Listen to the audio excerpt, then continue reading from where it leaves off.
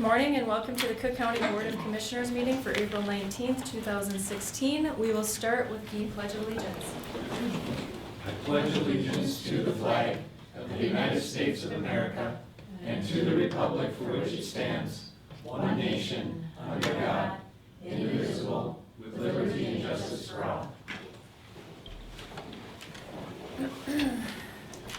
So I have one addition to the agenda under employee commissioner concerns, and that is private public data for our county attorney to discuss. Do you want me to word it differently? It's just regarding a recent public information Request. government data request. Okay. Perfect. Anything else? Can I get a Commissioner Gamble? Motion to approve agenda as amended. Can I get a second? Second. Commissioner Story. Any further discussion? Any opposition? All in favor? Aye. Public comment. This is an opportunity for the public to comment, not as many as last time. Just the news. Yes, just the news is here. So no public comment this morning unless, yeah, one of them's looking at me. Let's move on to consent agenda. Would anyone like to pull one of the two items from the consent agenda? Nope. Can I get a motion? So- Commissioner Severson first, Commissioner Gamble second. Support. Any further discussion? Any opposition? All in favor? Aye. Motion passes. Elena, Well, our main speaker isn't here yet. until- that's fine. We're able to adjust very easily, even though Wait a number, few minutes, thank you. yes, the next one isn't here or the next one, but Jeff is here. I am here. Thank you, Madam Chair, Commissioners. My Wi-Fi has been zapping in and out. So I has hope- mine, and I cannot get on my iPad, so something's going on. Yeah, so we're having a problem with the Wi-Fi support, so I'm hoping that I can. I'll go see. I'll go see. I have hard copies here. The Wi-Fi is out right now. The Wi-Fi is out, Yeah. yeah. Oh, Look at a hard copy. yeah, please, if I could. Let's see if Want a hard copy? I'm gonna show Commissioner Mo's hard copy here. So the first item that I have is personnel policy sick time amendments. And then the page just went completely away. And we have had several conversations in union negotiations, and we've had conversations about this at this level, that we were talking about the possibility of amending some of our policies as a result of these contract negotiations. So there are two amendments related to the personnel policy on sick time. One is to strike the line that requires employees to reduce their PTO bank to 80 hours before they can access their extended sick leave bank. As a reminder, there are about 12 employees who have an extended sick leave bank. And the extended sick leave banks were generated when we converted to PTO 10, 14 years ago. So there are very few people that have those, and this would be, basically then the rules for accessing extended sick leave would be the same as they are in the policy, in the contract language for extending sick leave, which are the general things, that they can use them for medical reasons for themselves, for family members, that if the leave goes longer than 3 days, that they have to provide medical documentation to the supervisor for that. So one of our goals in these negotiations was to reduce our liability in that extended sick leave bank, that bank of hours. And so both of these policies are working towards helping us do that. And the second one is to permit the donation of extended sick leave banked time to another county employee under our donation of time policy. Neither one of these proposals generate a dollar figure in cost. Of course, when this time is used, or if this time is used, there is the shuffle and the coverage for those people in their positions at their desks for those days. But there isn't a direct cost with any of these things, and the extended sick leave bank hours themselves don't have any value. So that's, and so these two amendments are part of the negotiations with the local 49er bargaining unit that has been, and those options have been agreed to by our bargaining group, Commissioner Gamble, Commissioner Dukirk, and myself, and by both, and by that, that bargaining unit and their members. And we would anticipate that we would have that, that contract here before the board next week. So any questions specifically about the sick leave proposed changes? Discussion, Commissioner Moe? Thank you, Madam Chair. Just quick, there were 3 employees that were historically had a different system in those, and the conversations have been had with them by you explaining the new contract and how that would affect their sick leave, correct? Yes, although the sick leave policies are really outside of that conversation. So the fact that we do have 3 employees who are currently still accruing vacation time and sick time instead of PTO, everybody else, all except 3 people are accruing PTO. 3 of the 49er group are still accruing sick and vacation. And another portion of the new contract will change them over to the PTO accumulation, and there will be a calculation of how their accrued vacation and accrued sick time will be converted. So, but that's independent from this. As a matter of fact, you could say that these 2 requests were part of what they asked for when we proposed that we change them to PTO. Specifically the striking of the reducing of PTO to 80 hours before they can access the extended sick leave bank is what they asked for to be willing to make that conversion. So they are related in that sense, yes. Thank you. Commissioner Gamble? No further questions, thank you. Commissioner Storley? No further questions. Commissioner Severson? I don't really have a question specifically about that, but in the, on page 9, I was just curious, so we've got when an official holiday falls on a Saturday, but is that's a totally different subject? It just happens to be attached to this? It does just happen to be attached to that. I had to print 2 I printed the pages Okay. that were relating to paid leave, and the changes are on It's page. just about holiday, it's not about sick leave. Yeah, so the changes are on the middle of page 10, and they're the underscored. Got it. The strike through is representing the removal, and the underscore represents the change in place of. Okay. So Can I get a motion? Madam Chair, I move to approve the personal policy sick leave time amendments. Can I get a second?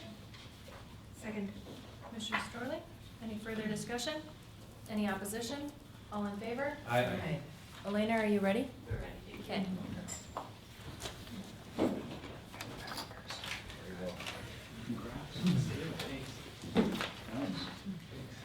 Just one moment, we'll get set up here. Your presentation isn't over the internet, is it? No. That's good. Right.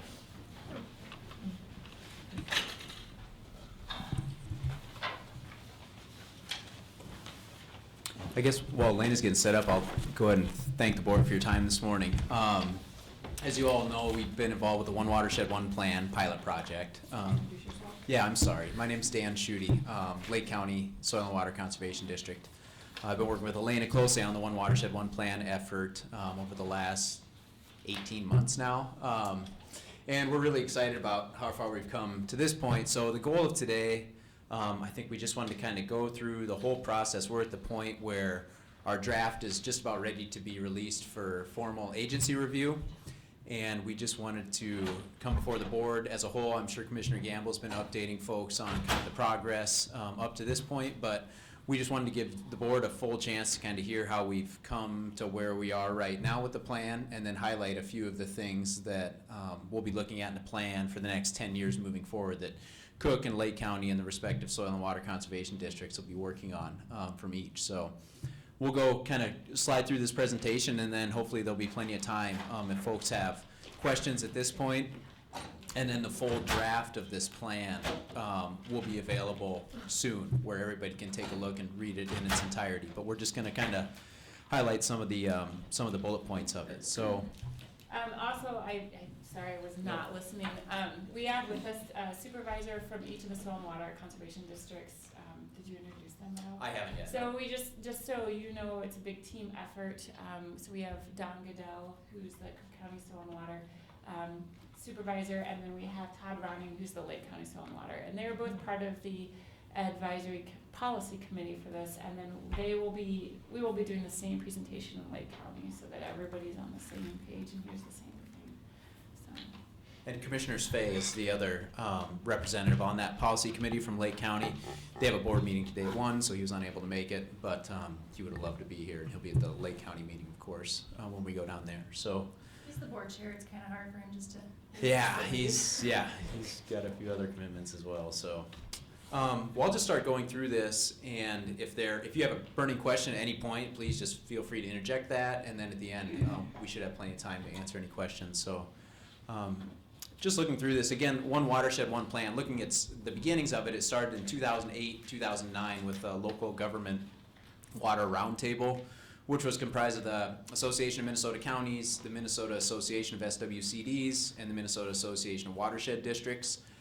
So all these more locally based groups got together and said, hey, we need a different way to plan for water management. Previously, the state has been at the geopolitical lines of the county, and if you're a drop of water, that doesn't really work because you don't care about lines. So, I mean, the punchline is that someone upstream in a watershed could be managing their water in a way that affects you as the downstream recipient of that. So these local groups came up with this idea, if we're going to manage water effectively and efficiently and collaboratively, we should do it at the watershed scale. So I say that because this hasn't been at all a state or a federal mandate or something coming down. This came about at the local level. Commissioner Spey was heavily involved. He was the chair of the environment subcommittee of the AMC and was involved right from the get-go. So he had a lot of background for the process that was helpful through the way. So in 2009, this conversation started. 2010, these three groups got together and said, we want to approach a state agency that can kind of be the umbrella for this watershed management planning process, which was Bowser, the Board of Water and Soil Resources. So that's kind of where the conversation started.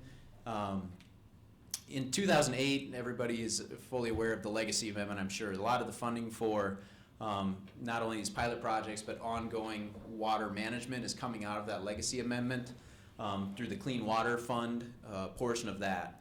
And in Cook and Lake County, we've already accessed those funds quite a bit in the North Shore area. We've had some pretty significant work on the Knife and the Stewart Rivers in Lake County, and then the Flute Reed and the Poplar River have been involved with some Clean Water Fund resources from the Legacy Amendment. We're doing a culvert inventory that also drew from Legacy Amendment funds, so a huge funding source that's pretty much unprecedented in other areas of the country for natural resource management to have that sort of funding stream coming in. So. The other benefit of this plan, we'll go through a few of the benefits of having this plan in place. One, obviously, is more efficient water planning. And then this plan is also going to serve as the vehicle for having projects funded with the idea of avoiding random acts of conservation. So we've got a targeted, prioritized, and measurable plan that directs resources towards where they're going to have the most bang for the buck. So through this plan development process, that's what we've done, is prioritize, targeted, and develop measurable projects within this plan that, from all accounts, it sounds like once these plans are in place over the next 10, 15 years across the state, the projects that are identified in these plans are going to be the vehicle for more efficient access of clean water funds, and then a lot of other federal funding sources ask, where's the local plan that this project is cited in? And so now we're going to have a really well-vetted plan that says, these are the projects that we need funding for. So this isn't an unfunded mandate sort of thing. This plan itself is going to be a vehicle for the action steps that are in here to get accomplished over the next 10 years. So we're really excited about that framework that's going to be set up for funding these projects going forward. So I mentioned, the targeted, prioritized, and measurable effects of this plan. That's really the goal, again. So we have more efficient natural resource management. We use tax dollars wisely and put them on the groundwork that they're going to have the most benefit. And going back to the Clean Water Act of 1972, our goal, and we know better in this part of the state than anywhere, we have precious water resources that we want to have swimmable, fishable, and drinkable for the constituents that live and visit this area. So we're really proud to have a plan like this in place that is moving towards accomplishing these things over the next 10 years. The other thing that I think we've all realized as part of this process, both on the policy and the advisory committee, and then Elena and I working with this group, it's been a great collaborative planning effort. Everybody who has knowledge about local natural resources have been at the table. The policymakers that deal with these sort of things, like county board members, soil and water supervisors, have been at the table for the whole process. And it's been a really open conversation. So we're extremely happy about the transparency and the way that we came to what's in the plan right now. I mentioned the second bullet point, you know, it's more coordinated restoration and protection. If you look at other areas of the state, they are dealing with fully restoration, like critical needs for natural resources. We have the luxury and the challenge of having maybe fewer restoration opportunities up here, but a lot of preservation opportunities for these great resources that we have, and making sure that they don't move towards an impaired state or something where we're gonna have to invest more money to fix a problem that's there. And I mentioned that funding vehicle aspect of this plan where Clean Water Fund, Great Lakes Restoration Initiative, Legislative and Citizens Commission on Minnesota Resources, the lottery money, all of those funding sources are going to be a lot more viable for projects that are in this plan. So just to recap, the area that this plan expands is the Lake Superior North watershed, which is defined as the southwest edge is the Knife River watershed going all the way up through Grand Portage in the Great Lakes Basin. You notice the Rainy River headwaters watersheds in the northern part of Lake County. Lake County Soil and Water is going to be leading the process for a watershed scale planning process in the Rainy River headwaters here over the next 3, 4, 5 years. And then St. Louis County will deal more with that lower southwest watershed, the St. Louis and Cloquet watershed. So that's where we're at on the landscape with this plan. So all of these pilot projects, they needed some sort of a tool so we're not just people sitting in a room throwing darts at a board or, you know, swapping ideas about what's the best way to do this planning process. So we had a modeling tool that was called Zonation. The great thing about this tool is that it was a values-based system. So we were able to ask folks that live in this area in natural resources, like what are the most important things that we value about this area? So the policy and the advisory committee was involved, and we weighed certain attributes of this area against each other. And this software, you know, plugged all those variables in based on GIS data that was out there. So we have septic data, we have impaired waters data, we had like 27 different data layers that all went into this model, and it highlighted areas on the landscape that added all those things up, and based what we're valued, these are areas of the landscape that we should be focusing our efforts on. So that was a great experience for all of us, I think. The thing that doesn't do, as with all models, it's as good as the model, right? So there's always a human aspect, a vetting component that we went through very thoroughly with this program. So we sat down with county staff, county officials. We looked at things like office space. How much capacity do we really have in soil and water and in the county?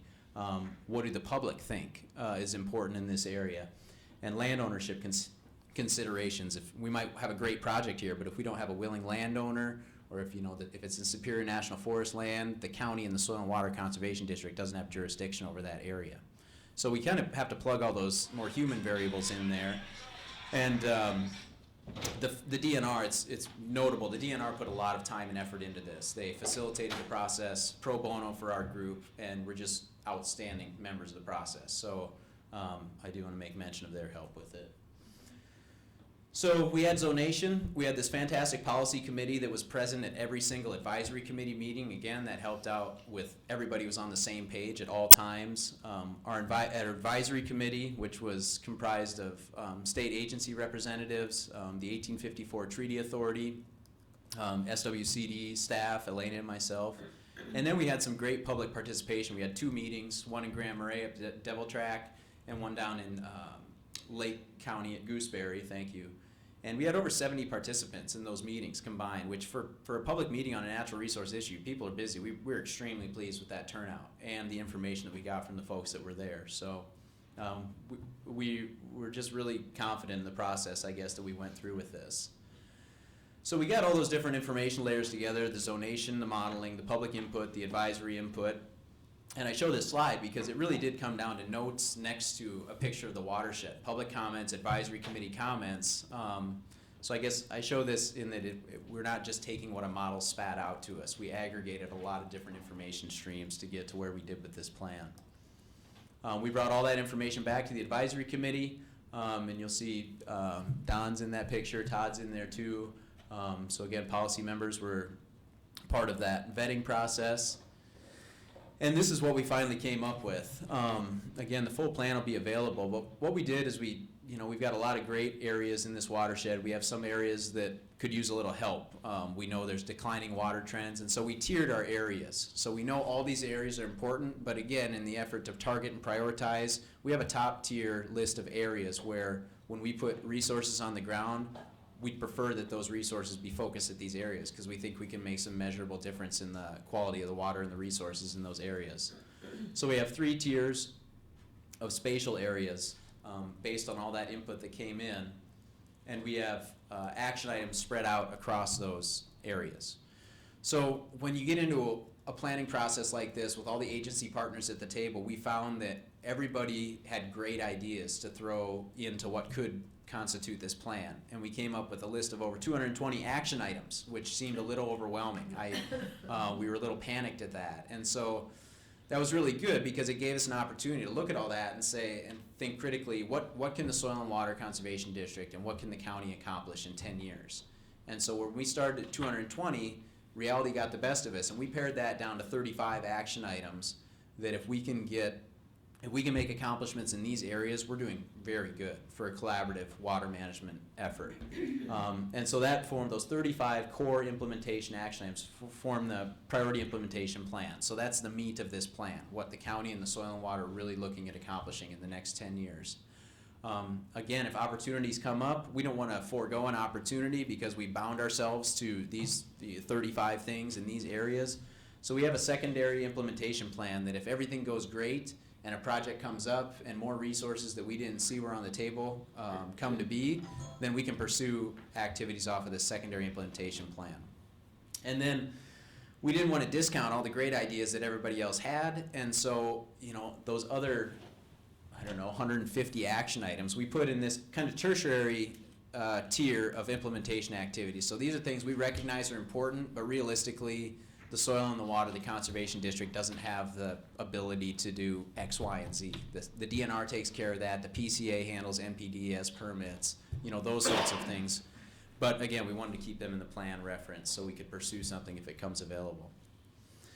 So one thing that this plan does, the counties and the Soil and Water Conservation Districts, we receive state support to accomplish a lot of what's in this plan already. What this planning process did is say, okay, the county gets these resources and the Soil and Water does. Well, now we have targeted areas where we don't have to say, so-and-so gave a call from this area and so-and-so gave a call from this area. Who do we give cost share money to, or who do we help with their SSTS? We have, a pretty vetted process that can point where we should be directing those resources that already come into the county.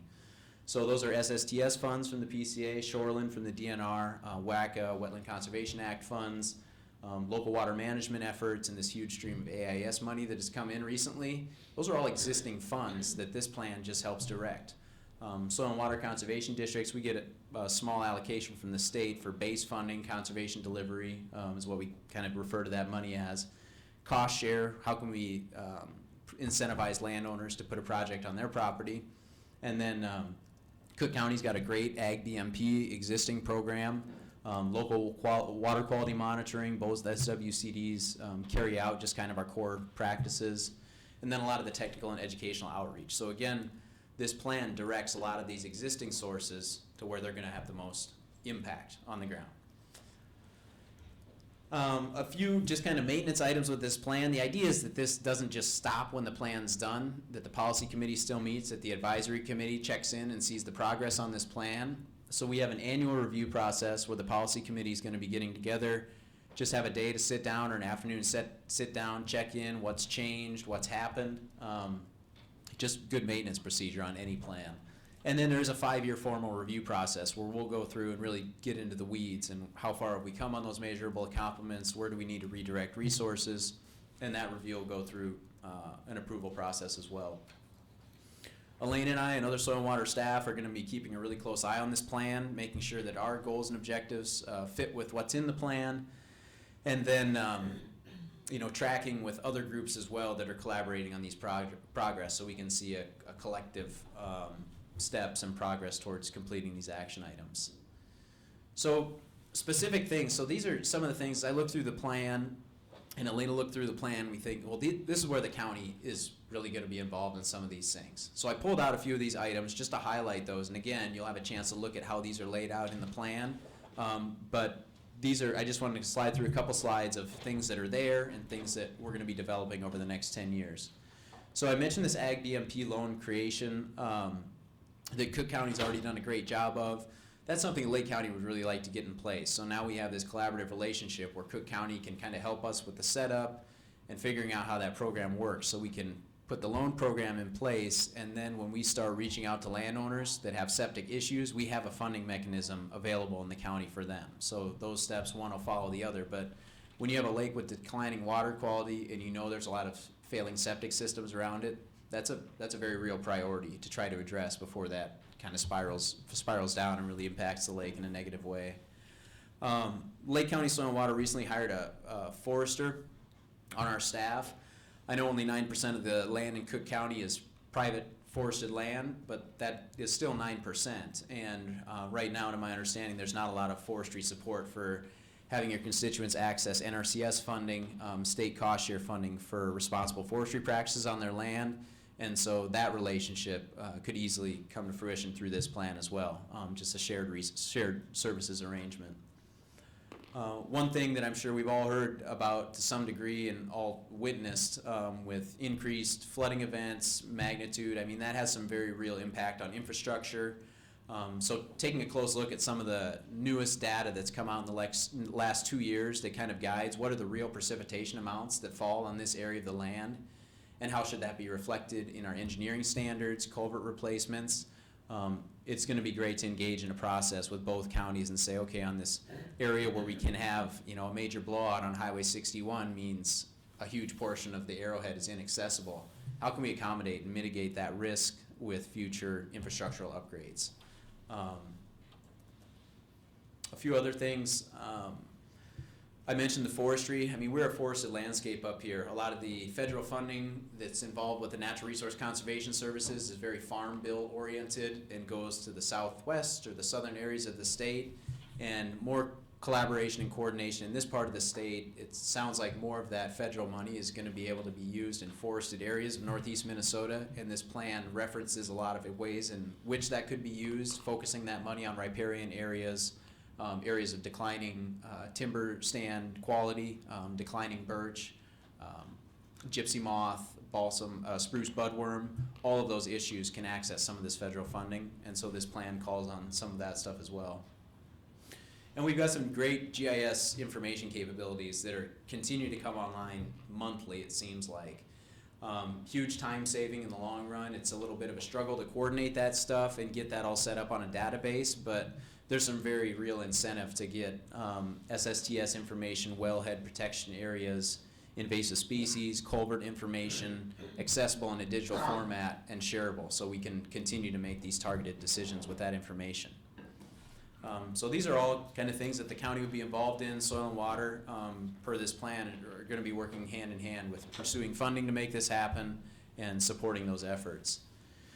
These are more soil and water centric items of note. We deal a lot with erosion control projects, as you've seen up here on the Flute Reed and the Poplar River. But this plan also, we're able to target what water bodies need those erosion control efforts based on existing impairments or the ability to stop a declining water trend in those areas. So we have a little bit more of a guidepost to direct our resources on.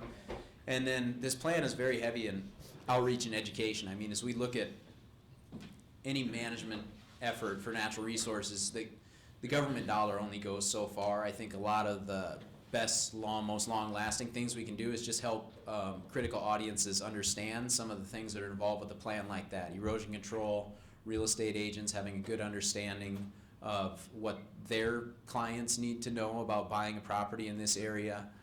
So a lot of those education outreach events are targeted to specific audiences on specific topics that really might have a lot of effect in the long term. So that's, that's some of the meat of the plan. As I look down, I saw every action item can fit under one of these bullet points that you just saw. Again, in the long term, we're looking at more coordination between the counties on some of the issues that were brought up here, but we have 10 years to do this. It's a plan. Like any plan, it changes, it will adapt, but I think it has some really real abilities to get funding and financial support for some of these things that we collectively want to get done in this area, done on the landscape. And I think everybody involved in the process was really excited about it. So I think, that's, unless Elena or Don or Todd has something to add, I think, we're all here to answer questions about the process or anything that we can speak to right now. And then again, you'll have a draft plan to look at in its entirety here soon, in the next week or two, which is very exciting. So, thank you, Dan. Yeah. A few updates. We did meet, myself and Commissioner Gamble did meet with all the department heads that would be involved in this, or that this might impact, so that they're aware of it. We actually went line by line through each action item, so each project per se, and highlighted possibilities of being able to collaborate, and had some really good, open and honest discussions within that meeting. So they're all very aware of this. Our time frame is hopefully in the next week or the week after. You'll get to see me again, and I'll be presenting this to present to you to begin to go for the formal review process. At that time, you'll have 60 days to review it as a committee and then provide comment back.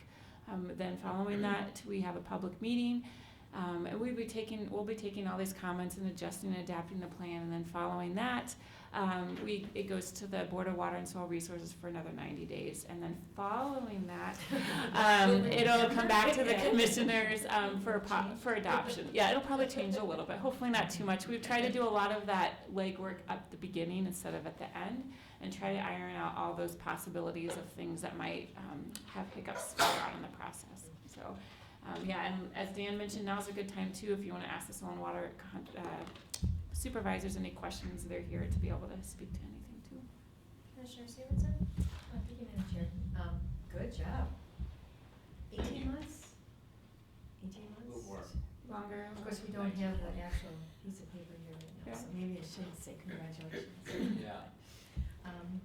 Seems like it was a good process and will be a good result, and if we've got buy-in from all department heads so we can actually achieve those action steps, it will be wonderful in 10 years. So, Absolutely. thank you. Very good work. Thank you. Commissioner Scully? Thank you, Madam Chair.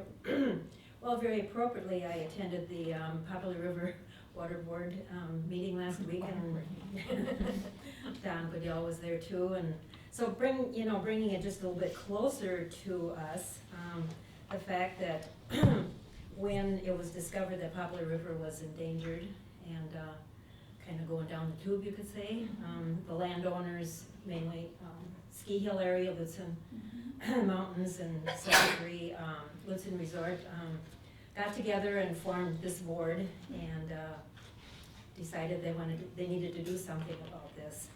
And so at the meeting, we had a great map, didn't you think, Don? The map was great about Lutsen Mountain and the Moose Mountain, and if anybody's ever skied that, everything runs downhill, and the mitigation process that they're going through to avoid all that runoff. It was really very interesting. And so it takes a village, it takes a team of people working together and keeping our resources to the top notch that we can. And I think the best news is that hopefully by the end of the year, Poplar River will be off the endangered list, which would be a fabulous accomplishment. And in terms of 10, 12 years, they've been working on that? Yeah, our office is very involved with that, and they're hoping, with the current grant over the next few years, that it will be unimpaired. Right, and I think they have written grants, and they've had private funds to over $2 million. So it was. And just Elaine's probably too modest to say it, but Soil and Water's acquired over $1 million within their office just recently. The $829,000 to work on that out of their office, which is extremely impressive. We didn't get that. We applied for it the year before. We didn't get it. So. Well, so far they meet every other month, so it's great to have an update on all of that. And Soil and Water from your office, Carrie was there last time. So it's moving along really well. Thank you. Commissioner Gamble? Thank you, Madam Chair. You can tell Dan's passionate about this. He's on paternity leave, so he and his wife just had a little Yeah. baby girl, so Yeah. fun. Very fun. Yeah, very fun. Special time in life, so. Absolutely. And that's a great trailer for what's begun in September, as far as the amount of time.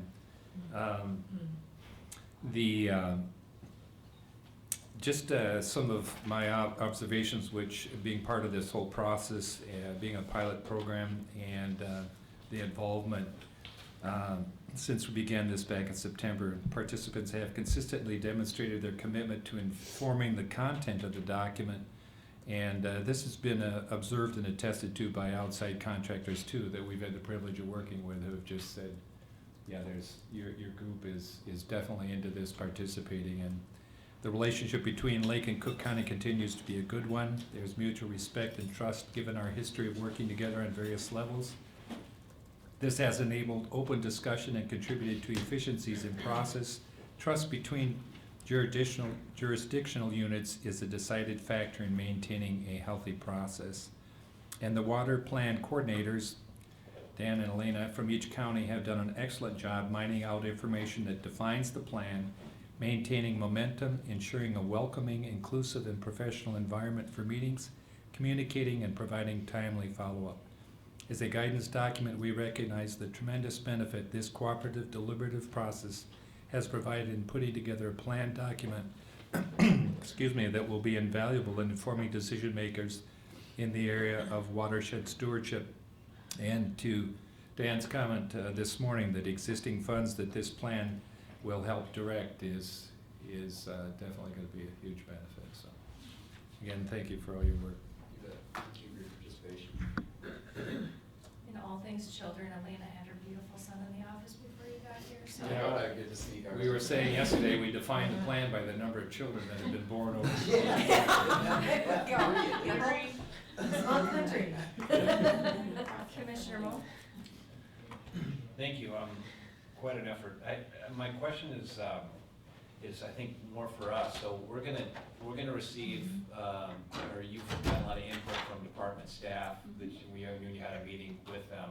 And so I'm assuming then that information will be presented to us. So when we're approving a plan, we'll have the actual tangible steps in front of us, as well as our department's assessment of what the logistics of those steps will be, kind of what that'll mean for us to commit to, right? And who's providing that assessment? Am I supposed to? Well, no, I'm just, Okay, this is kind of a discussion maybe Okay. for us and maybe for Jeff. So you met with them and they've responded to you, hey, we buy into this is possible, this maybe is challenging for us. I think for us as a board to approve it, it'd be nice to know from our staff, okay, this is possible, this will be challenging, but we could accomplish it, but we would need X, Y, and Z. And you understanding my question? So I'm assuming, and Gary's been involved in this, maybe it's a question for Gary and maybe for Jeff, when we're actually have this before us in final form to approve, it'd be nice if we had, could make that approval based on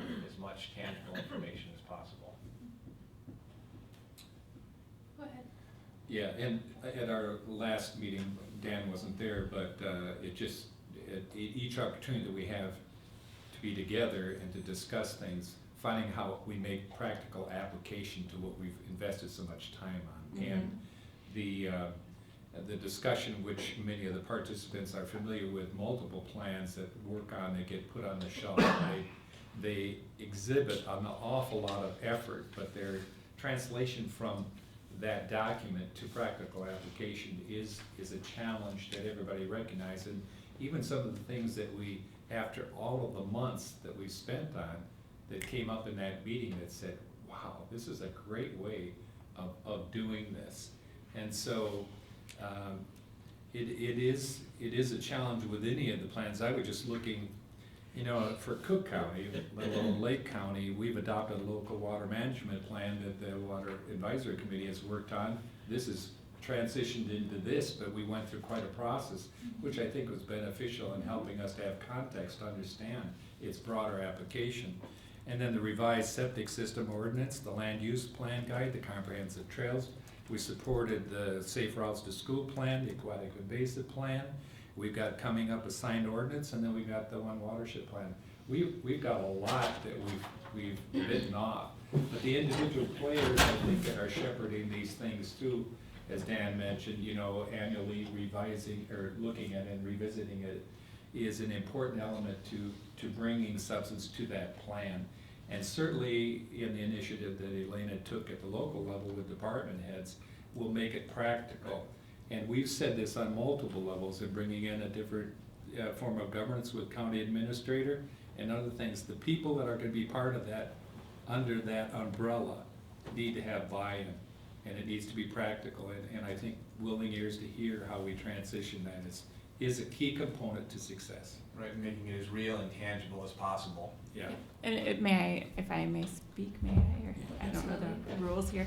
Yeah, we did have in our last meeting for advisory committee, it was the discussion of how is this actually going to be implemented. And that's one of the designs, the way that the document's written is to try to make it also user-friendly. There's, if you don't like tables, you can read your little heart out. So, and figure out, you know, what to do with the work for that. We also discussed a lot about moving forward, how to have staff involved. You know, department heads are great, but this isn't their world necessarily to go out there and get the projects. You know, a lot of times it's the opposite way. You know, sometimes we see projects on the ground because we're constantly out in the field, so then we bring it forward. So it's then a matter of how do we make sure the staff also know, you know, that this is out there and that this is available, with the conversation that we had. And so everybody's really tuned in to really making sure that everybody knows what's going on, that the communication continues, because we all have worked so hard. So yeah, good point, definitely to bring up.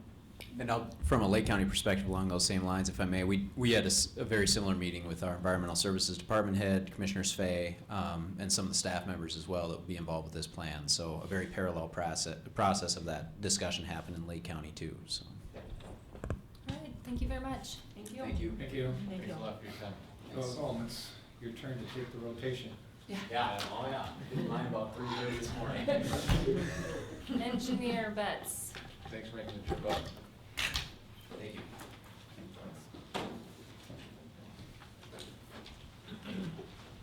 Was that a Green Bay Packer ringtone? Actually, it was a Green Bay Packers story. I'm sorry about that. Right. I thought I was clicking on a story and I clicked on a video by accident, so. I thought it was tone. No, no. You were reading a Green Bay Packers story while you were sitting there waiting. I was trying to anyway, so. So He just, watches our videos later, so. we do. No, I'm just commenting on the Packers, not the fact that he's not paying attention to us. Go ahead. All right, we just have one item for the board this morning. We talked about with the board about this a few weeks ago, kind of updated you a little bit on what we were doing. So for the public that's here and watching, we manage 59 bridges on our system, on our highways, our county system. Right now, 15 are structurally deficient, and 2 are functionally obsolete. Structurally deficient means that there's just some stuff that's wrong with it, and it's moving to a point where it needs to be looked at getting either a major rehab or a replacement. I think almost all of these will be replacements. And then functionally obsolete means that it's not wide enough for current standards. We've got maybe possibly some alignment issues with it, things like that. So with that, we're currently working on 3 bridges. We're already in design on those. That would be Junco, the Junco crossing on Carter 27 Ball Club Road, the South 5 bridge, which is up at Ski Hill by Papa Charlie's, and Cross River, thank you, on County Road 46 North Gunpoint. So with those, so knocking those 3 out, that leaves us with 14 bridges. So what we've done is in order to properly plan for the financial impacts and ultimate designs for these, we've solicited proposals from 3 engineering firms to kind of go through, take a look at the bridges, do a little, just a little bit of engineering, not much, but just kind of, what's the ultimate build out, what are the costs gonna be, what'll be the county's share of costs and that, so that we can financially plan these in the future. So we received proposals from all three firms, Erickson Engineering, LHB, and TKDA, on that. And after review of the proposals, we found Erickson Engineering provided the best value to the county with that. So we're asking the board to approve the proposal for bridge planning services from Erickson Engineering in an estimated fee of $15,986, and then authorize the highway engineer to sign on behalf of the county, sign the proposal or the contract on behalf of the county. Okay, discussion, Commissioner Moe? Thank you, Madam Chair. I'm very supportive. I just have a question about the engineering firm working with Grand Portage and the National Park Service, the BIA, all on County Road 17. I mean, you sat in on the bridge there, the old stone bridge. Mm-hmm. I'm guessing that's on the list here, right? And, I believe it is, yes. yeah, and so could you maybe just comment on how you anticipate that going forward with an engineering firm hired by us to look at that? Well, ultimately, what it's gonna be, it's identified, and I've talked to all three firms about the challenges with that, but that's one of the things that'll be in this report, will be the challenges that come with, that's an historically, I believe it's eligible property, I do not believe it's on the register. But it's a historic bridge, so there's issues that come with that, and it's just gonna be a pure replacement cost kind of a thing, not, you know, if we had to redo it, this is what it would take, and this is what we would do, and kind of go from there, is kind of what we're thinking on that. So, not necessarily, I'm not into gonna like look a at the bridge design or a itself. coordination issue at this point. It's more from our standpoint, from a financial standpoint, if that makes more sense. Yeah, so if we were rerouting and building a new bridge, this is what that structure would cost, as opposed to looking at the current structure, how to improve it or maintain it in some way. Yeah, it'll be, in that case, they won't be looking at a reroute or anything like that. It'll just be, you know, that's a steel pipe arch, bridge on that, or on that. So, it'll be, you know, we'll have to look at this. Historical probably cost you about this much money if we were to replace it with a bridge that meets standards. That bridge is actually not one of the structurally deficient, that's actually one of the functionally obsolete bridges in this case. So it would be probably just in place, probably just replace it in its current location will be what they're looking for on that, so. And I would just ask you, Jeff, just full communication with Grand Portage as that goes forward, so they know what you're working on, and if they provide any, are they interested in providing any input, that they can do that. I would suggest, Commissioner Moe, that the conversations about alternate scenarios relating to that bridge or that rerouting would exist outside of this current proposal. That this current proposal is really just dealing with inventory as it exists. So that other conversation will continue. We're gathering data, you know, we need to start looking at options for that, but and those would have to be weighed against you know, the option of just if it needs replacing in place. Right, you realize that just by coming forward with that information, there is some potential communication challenges, and it'd be great that that was prefaced by understanding from us, this is what's really just going on. The treatment of this bridge and this plan is simply just looking at that bridge and the engineering of it in place, and the other options that we've had and the alternate scenarios that we've been discussing will include this information as well. Commissioner Gamble? Yeah, I would, given the conversation, thank you, Madam Chair, I would concur with Jeff's comments. In other words, I think the scope of this that's before us as a board right now, we need to understand the scope of this, because if we make something that's inclusive of, you know, any reroute, then we would have to revisit what's before us as a proposal. So I would agree, and I think it's important to, and David certainly is aware of the sensitivity to, you know, dealing with different jurisdiction and different things like that, but that with what's before us is not saying that the opportunity for that discussion can't be outgoing, but in what's before us right now in this scope, as Jeff has defined, that's how I would understand. Yeah, this. what we're really doing is producing an internal document, really for us, for financial planning.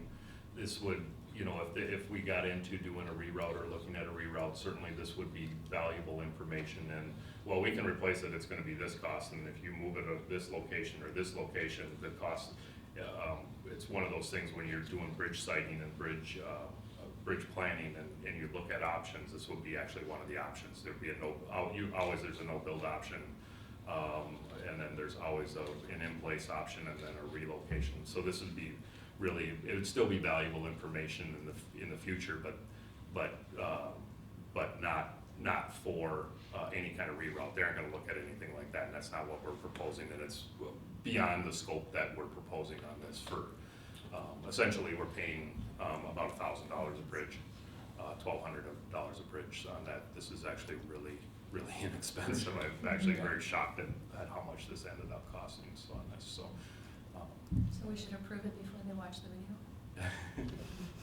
Commissioner Storley? Thank you, Madam Chair, I would be ready to support.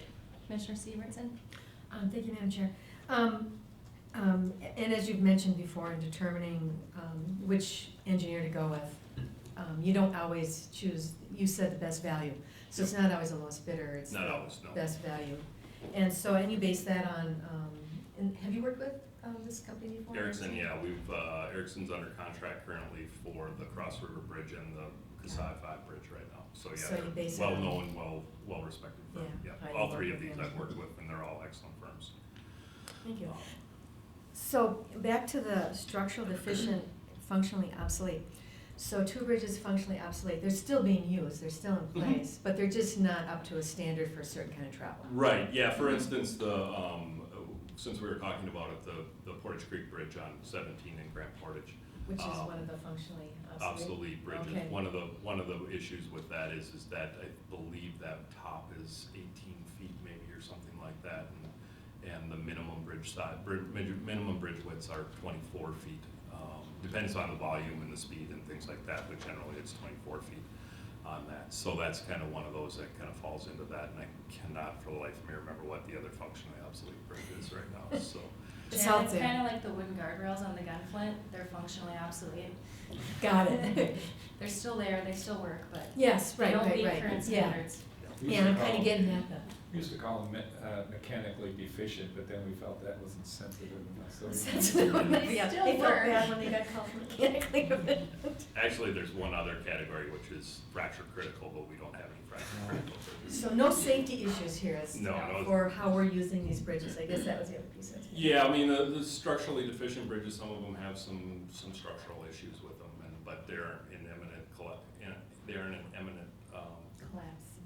yeah, they aren't gonna collapse No tomorrow threat. or Yeah. probably, so I unless keep we going go over there. the Cross River Bridge and I'm not worried. Yeah. Are you ever worried about anything? Yes. Okay. Commissioner Gamble? Yeah, thank you, Madam Chair. I make a motion to support. I just, I'll say it officially here. I approve the proposal for the bridge planning services for Erickson Engineering Company for an estimated fee of $15,986, and authorize the highway engineer to sign the proposal on behalf of the county.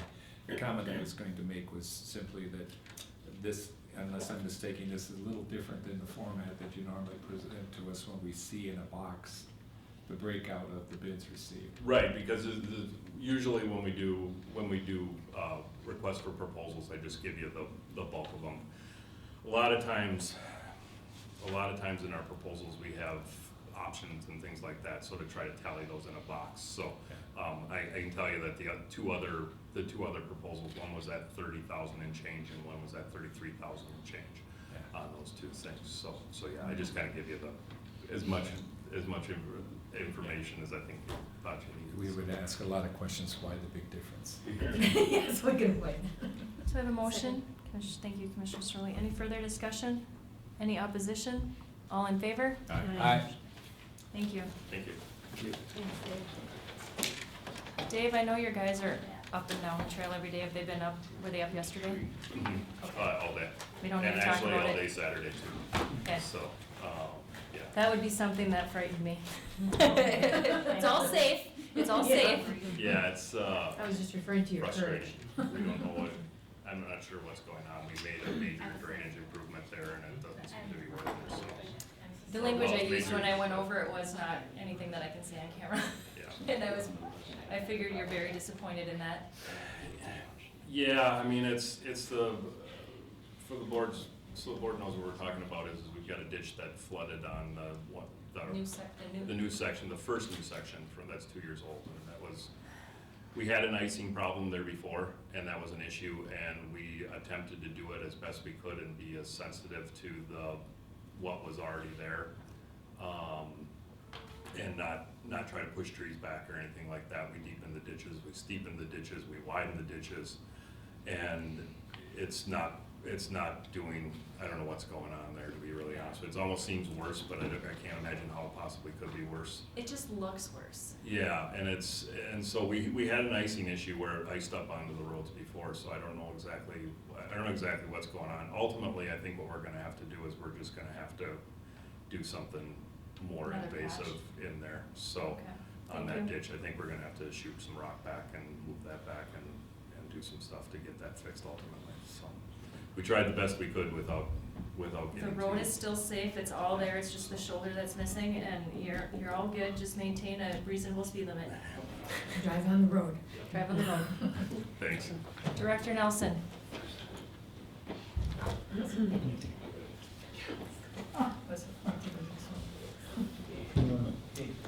Here we are.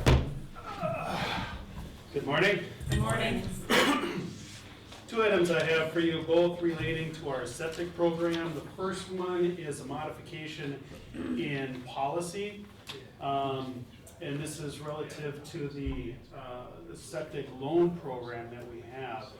A little background with this, from the inception of the program, when we took it over as the lending institution, on up until now, we have maintained that we wanted to keep the process of bidding for the septic system projects, the upgrade projects, to have two bids, to keep it competitive in the American spirit of competition, and keeping the costs low and such like that. Well, in the same vein as we've run into problems in getting compliance overall to begin with our compliance program, our shoreline compliance program, is that we've found that we have way too many systems that need to be upgraded relative to the number of contractors that we have out there.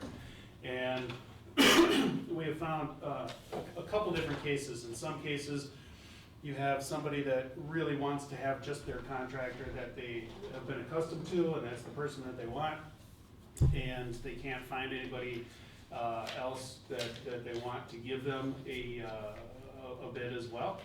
And the other problem that we see people run into is that they just can't find. They would like to find another contractor, but they can't because they're so busy and they just have enough systems to upgrade. As it is, that they have one bid, and Elena and the loan program just sits there waiting and telling the property owner that we need to get another bid. She can't process the loans, the system isn't being upgraded, and it contributes actually to the backlog of systems that we have that need to be upgraded. So we've been discussing within the septic loan committee as to what our options would be. We've tried to keep it as two bids, just like I said, to keep the competition up, but we decided to go ahead and have it as one bid and change it to estimate. One very detailed estimate is the other problem that we wanted to try to curtail at the same time, as long as we were addressing this, is that we didn't want there to be overages. When an estimate comes in or a bid comes in and we have a price for a septic system, that's what the loan is approved for. And then subsequent down the road, we run into other issues that crop up that increase the cost of that system. We just want to have as good a number up front as possible, so we wouldn't have to continually change or go back and address the amount of that loan. So what we have for you is a recommendation from that committee to go ahead and change it from 2 bids to 1 detailed estimate. And in checking with everybody, we do have the flexibility in the program to be able to do this and manage it this way. Commissioner Severson? Madam Chair. And so that's the only thing we're changing here in this loan application, is just taking out the 2 contractor bids. And it seems like with the cap, exceeding 25,000, that takes care of it anyway. I mean, it's, if you're only gonna lend up to 25,000, the competitive bidding process isn't quite as critical. Because they're all gonna probably be over that price or somewhere in The Anyway. homeowner also approves it. So if Pardon me? the homeowner approves it, and so if the Right. homeowner doesn't like it, they can ask for another one. that. Right. Yeah, makes sense. Madam Chair. And then it becomes real. I mean, it becomes real in that, we're, with the 2 requirement, like you said here, one person knows that they're probably not necessary, they're not gonna get the jobs they're bidding unnecessarily. So it makes sense to me, is what I'm trying to say. It makes total Right, sense. that is correct. And one of the things, it actually added to a little bit of, I wouldn't say collusion, but it would be, people wouldn't want to spend the time in putting a bid in Right. knowing that they're not going to get the Exactly. bid. But in knowing that the bid requirement existed, somebody would call up another guy and say, hey, just throw a bid out, just so long as they have to. Yeah, Never intending for that bid to be acted upon. right, busy work, creation of busy work, yes. So this loan program, it's good for, and I realize that's not what this is about, but it's all just about failing septic systems. There's That is no correct. new septic system loan program. This is all about creating, fixing the problems that we have. That is correct, Madam Chair and Commissioner Severson. We did discuss amongst ourselves, as well as the prospect of expanding that program to be able to include new systems and perhaps other property development type costs to make property development more affordable in the county. But in looking through the infrastructure and logistics that would need to be increased to be able to accommodate that, we would not be able to do that at this time. Makes There's sense. just not enough resources, Makes sense. unfortunately. Thank you. Mr. Storley? Thank you, Madam Chair.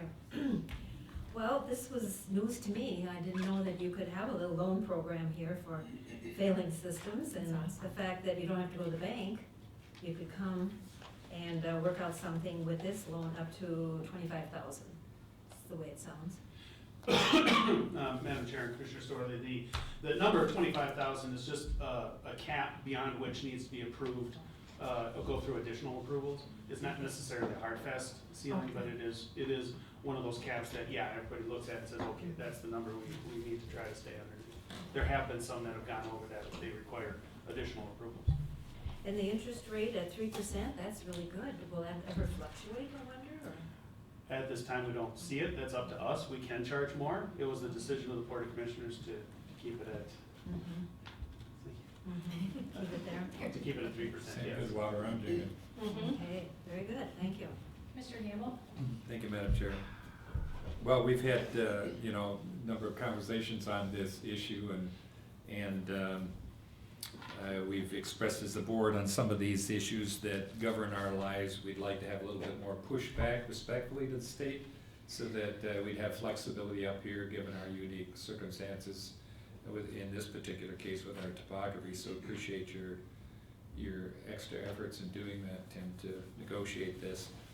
Comment I'd have, just clarify for me, under the policy procedures that were adopted July 24, 2012, that the strike through on point 2 under the loan application processing procedures, we went to one detailed item, and I'm just wondering if point 3 under the loan application processing procedures will have to be rewritten to be consistent with that language. Madam Chair, that is absolutely correct, yeah. That will have Whether it to- still needs to be in Yeah. there, point 3, or whether we just adapt it, it might be saying the same thing, so. But just take a look at 3. Madam Chair and Commissioner Gamble, that that's why it's actually a really good thing that the policy is one that we can change, and just as a dialogue between the commissioners and us, because it doesn't require a public hearing, it doesn't require anything, it is just policy. So yes, we can take a good strong look at that, just as long as we get the intent of the board that that is indeed what we want to do, is just revert to the one detailed estimate. We will take care of the administrative language to make that happen. Commissioner Moll? Thank you, Madam Chair. Yeah, to this program, Commissioner Storley's question too, it is a very great, successful program for the county. I mean, it helps a lot of people get their septic system approved that otherwise wouldn't. And when we're working on enforcement actions, it gives us a tool to present to property owners. Yeah, we actually have a mechanism for you to fix your system and finance it. I would make the motion to approve the amended language with the understanding that point 3 will be corrected also to reflect that only one detailed bid or estimate will be required. Commissioner Severson? She barely beat you here. It's like, hold on. Any further discussion? Any opposition? All in favor? Aye. Thank you. And the next item is the larger program item that we are changing. And this is actually something that we've had a dialogue with the board and us and the community and the MPCA for a number of months. Actually, it goes back to the 2014 original adoption of the septic ordinance, and that is the requirement of the 2 Type 1 systems. That is, as per the Minnesota state rules, that's required of Minnesota counties to have in their ordinance. We adopted a deviation from that, and we had originally received acknowledgement and acceptance from the PCA, but subsequently, a year after that, received opposition. And they have since been actually withholding funds from us relative to their grant funds for us, in particular for this provision. We then attempted to go ahead and apply for and obtain a countywide variance from that provision into our ordinance. They rejected that application that we had submitted because they didn't want to, they felt that there wasn't sufficient data to warrant a complete countywide variance. And so we came back to the drawing board and said, well, why don't we then handle it on a case-by-case basis, but do it as an administrative process, to which they signaled that they would go ahead and support. Brought it to the board, the language. We went out on public hearing for this at the Planning Commission.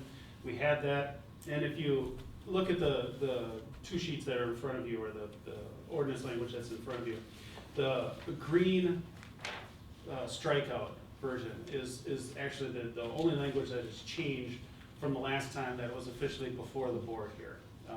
And that is the removal of the term "for residential purposes" for being all lots created in 307 subparagraph C. And the reason for that is, of course, commercial entities need septic system lots as well. So it's not just for commercial, it's all lots that are, and so we agreed to that.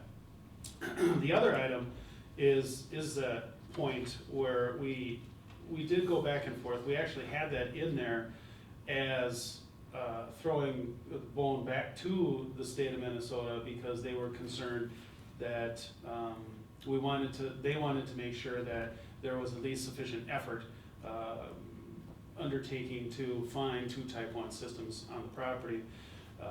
We had this statement in there, but during the public hearing process, a couple of the contractors that came out were confused by this provision that said property owners shall demonstrate that they sufficiently attempted to be able to identify 2 Type 1 systems on the property in question. Well, of course, is what does sufficiently mean? Sufficiently demonstrate. And it is a subjective call. And basically, after some discussion with the contractors and assurances from our standpoint that from the county level, we're not looking for people to dig all over a parcel just to find a Type 1 system, because ultimately what we have found is, especially on lakeshore lots, people will find a type 1 system, but it'll be well away from where they actually want to build, which is closer to the lake. And so, yes, they would meet the technical aspect of finding a type 1 system, but it would be very impractical because when it came time to bid or build their property, they would not be connected to that. They would have to have a different type of system that was closer to the water and closer to where they wanted to construct.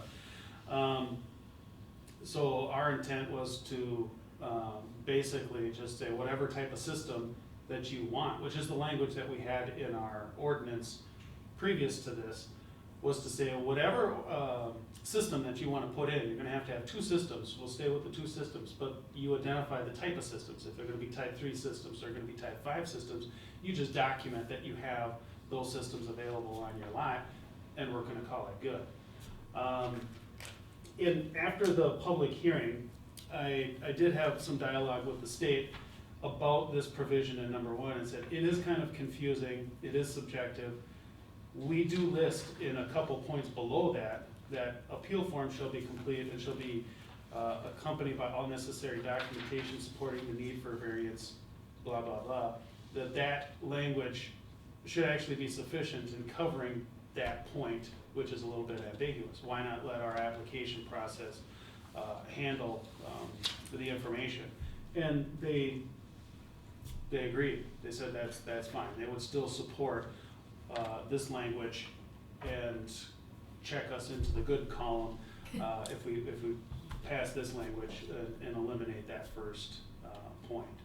And so that's what I'm presenting to you. The state will accept this as it is, and it will introduce an administrative variance type process that will be rather streamlined. Thank you, Madam Chair. Yeah, thank you for your work on this. It's been a long process. And patience, I think, in this, cooler heads prevailing. I think it's an example of that here, so thank you. Just one question. On number 4 on conditions or variances, it says the environmental health director may impose conditions in the granting of the variance to ensure compliance and protect adjacent properties and the public interest. Could you maybe, what would you envision one of those conditions being, or what would be the justification for including that? Madam Chair, Commissioner Mo, this is language that's actually taken out of the state statute and is taken out of our zoning ordinance as well. It's just kind of replicated into that. It's a standard statement. Something pertaining specifically to septic systems would be predominantly like setback distances. There has to be certain setback distances to a well. It's 50 feet. If it's a deep or cased well, it's 100 feet if it's a shallow well. And just to ensure that they're not encroaching upon that setback distance. Things like that are not, I mean, they're just relative to the, basically to the Existing law and statute, not something arbitrary. That is correct. Okay. Commissioner Gamble? Okay, Madam Chair, I made my comments with the previous motion. Commissioner Storling? Thank you, Madam Chair. Just one question. Do you ever do a perk test anymore?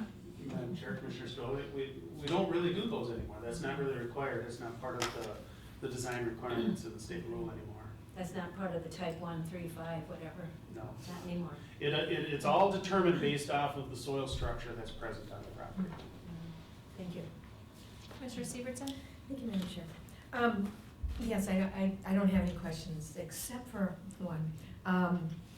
The fee of $150 to process and record the administrative variance, is that different than the fee as before? Madam Chair, Commissioner Stevenson, there is no current fee established for an administrative variance. The variance fee right now requires a public hearing. That's $300.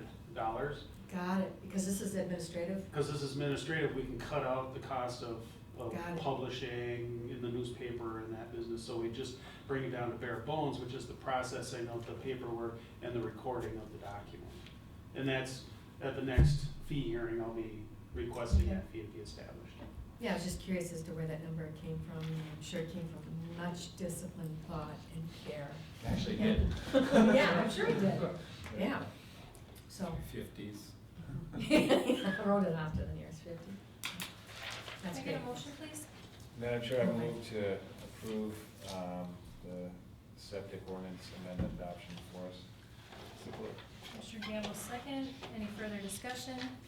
Any opposition? All in favor? Aye. Motion passes. Thanks, Tim. Thanks, Tim. Thank you, and this will be effective upon publication, so I still have to publish it in the paper, but when it comes out, it'll be effective. So don't all run and line up today. Effectively, any that are applications this year will have access to this new ordinance, Yep, after it's published. right?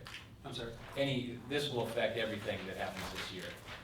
Yes, Yeah. even though it's not effective, if we do have somebody scrambling into the office to get it, we'll have to fill out an application, we'll just sit on it until it is. Next week. Yes. Thank you. Thank you. Mr. Cadwell.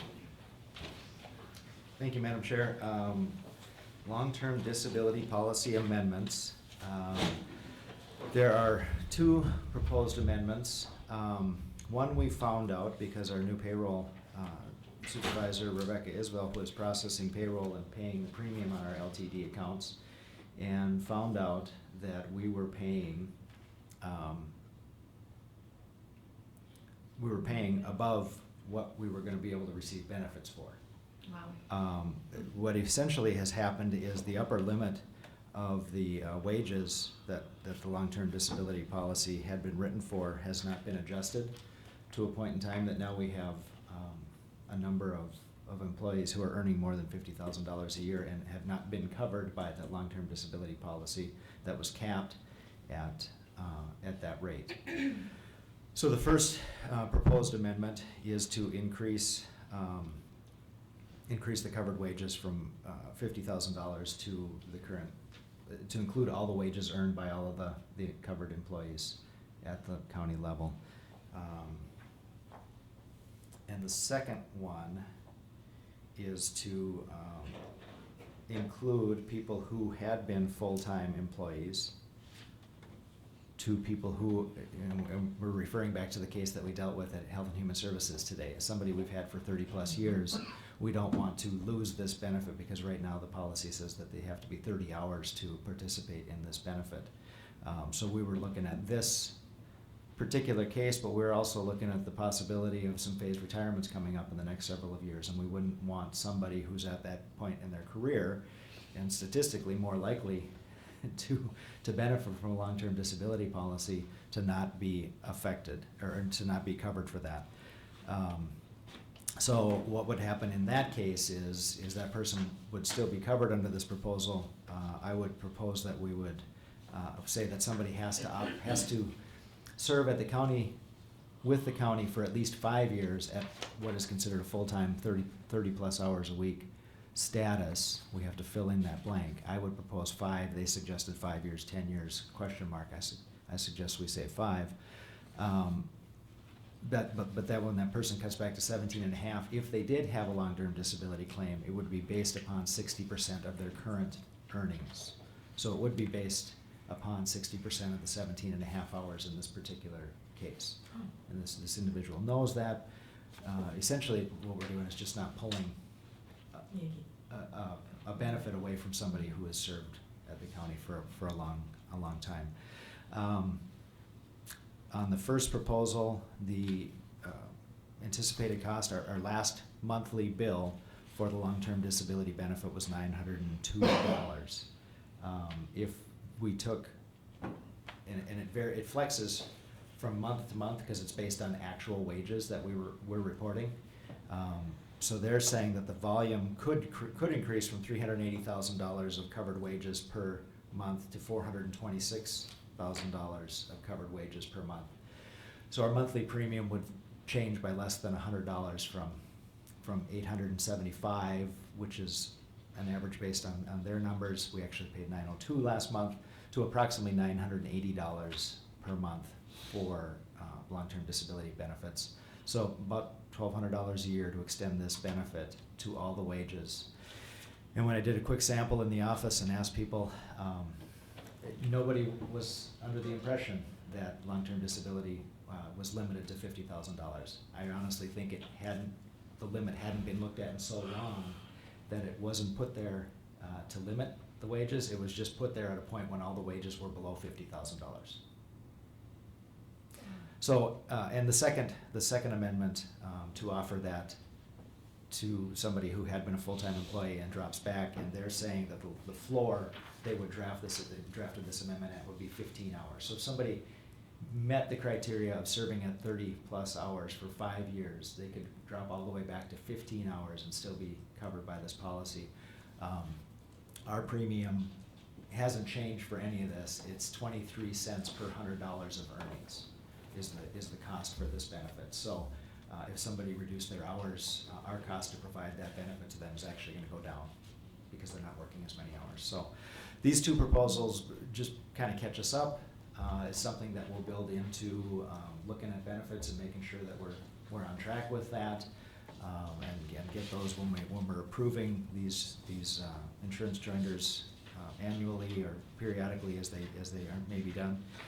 But this one, I think, is something that we should support. The cost is less than $1,200 a year to make sure that if somebody has a claim, they're going to get 60% of the wages that they're earning, and not 60% of a limited amount of wages. Okay, discussion, Commissioner Severson? Thank you, Madam Chair. And thank you to Jill for discovering this. But Jeff, you had discovered this, or did you discover this, or did Becky discovered it. Becky discovered it? And in payroll, and she said, what are we doing with this? So then I had this conversation with Minnesota Life and with representatives from Oaks Insurance that we got this policy through, and they've been very helpful.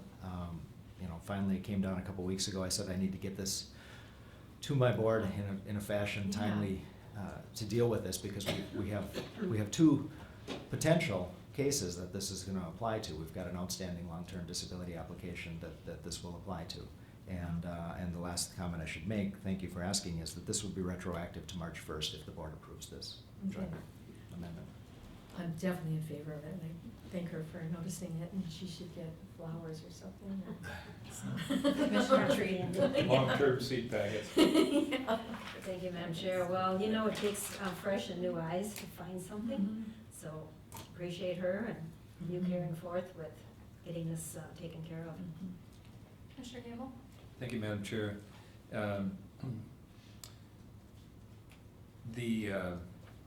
You mentioned, Jeff, 5-10 years, and you put it at 5. What would you say similar industry standard is when we're selecting that number as to when you're vested?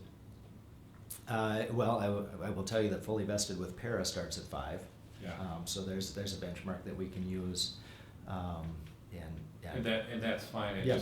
just the basis under which we selected at 5. It wasn't arbitrary. It was based upon a comparison. And the other thing, and when we're looking at hiring, we want to be competitive, and our total benefit package as a whole will either reflect that or not based upon some of these benchmarks.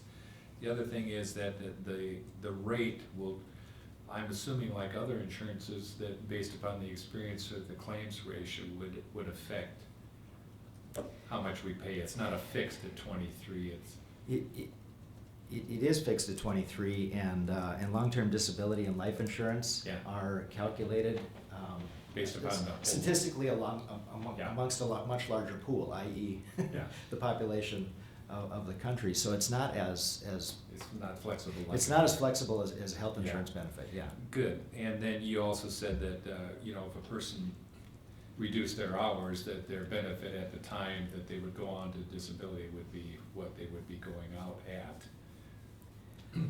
So in other words, if I was working, the 30-hour week, and then I cut back to 17 and a half, and at the point that I became disabled, I'd be paid on the basis of my 17 and a half. Is that correct or not correct? Both of these amendments would mean that if you had an application, that you could expect to be reimbursed at your current wage, Right. at your current number of hours. Yeah. Yep. And the other thing, you want to put it in the hopper as a mindset that we're making an assumption based upon our looking at this, and no reason to believe it wouldn't be this, that it would just be $1,200 more to bring us up to date as to where wages are, so that reflects that. But be good when we're looking at those financial things to say what we thought is what we saw. Rebecca's calculation is actually lower than that. Okay. She said we're not going to be pushing $425,000 a month of payroll. So our monthly premium is not gonna go up to the, up to the 980. It's gonna be much closer to the 910 that we're current, 902 to 925 is what she anticipates it would be. Yeah, and the other statement I'd make, thank you, Madam Chair, Jeff, is that the county administrator position is a position to look exactly for these things. If it's found by another department, another employee, or whatever, that the county administrator has an opportunity to pursue that and to find out. So this is one of the way where we look at the monetary component, but we also look at how we position ourselves as a county in what we provide for our workers. So this is a tangible evidence of what county administrator can do for us. So thank you. Commissioner Moe? Thank you, Madam Chair, and an HR specialist. Yeah, Yeah. takes a village. Yeah, coordinating, I mean, and that's why I'm saying coordinating. Yeah, no, I efforts of support, I others. mean, for up to $46,140 of additional benefit each month for at most $106. I mean, it's a pretty good investment for us.